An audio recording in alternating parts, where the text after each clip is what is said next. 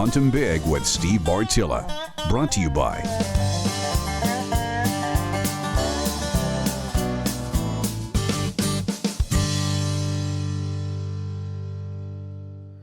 Let's talk scrape hunting today.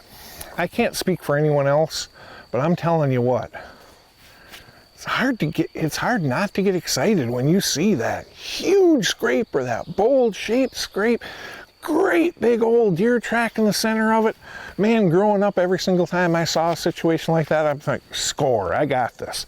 Go ahead and hang a stand over it, watch a bunch of squirrels.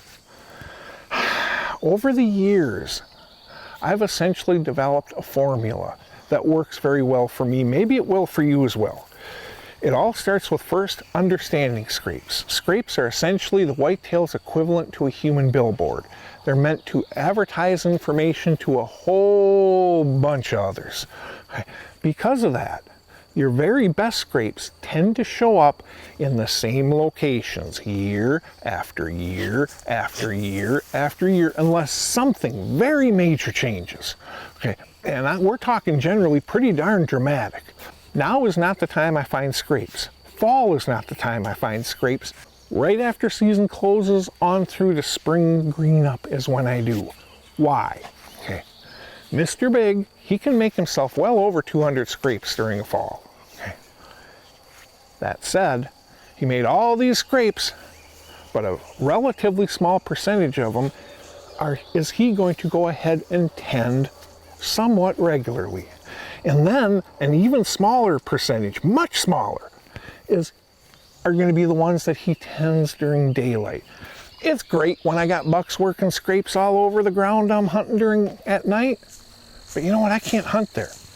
I need to be set up over the ones that Mr. Big is hitting during legal shooting light.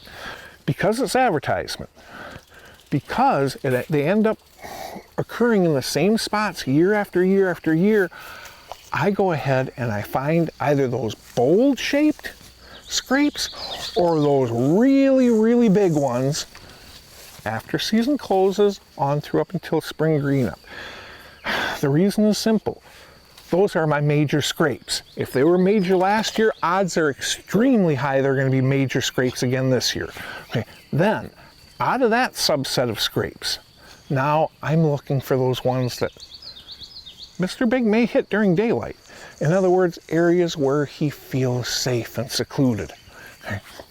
Once I find those, the ones that I can get to, hunt and get out of, I go ahead and prep those stands right then and there. I will then leave that completely alone all the way up until in the upper Midwest and points north, all the way up until that last week of October. Will any of the bucks be working those scrapes before then? Of course they will.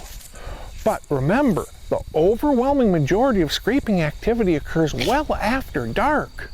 So, what we really need is we need that testosterone level to get up there. As that testosterone level rises, they tend to be more active during daylight. That's the window. Every single time I go in to hunt one of those scrapes, I am risking educating those whitetails that I'm being in there hunting them. I want to strike when the iron's hottest, so I'm going to wait for that last week of October. Everything's already set up.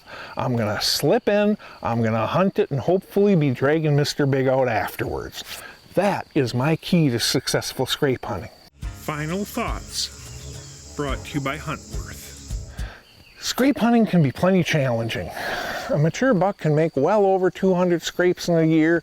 He's not tending anywhere close to that number on any type of a regular basis. Your little bucks are running around making scrapes all over. They have no clue what they're doing. We want to find those scrapes that are hit most consistently, and we want to find them in areas where Mr. Big feels safe. Well, frankly, I use winter and spring to pull that off.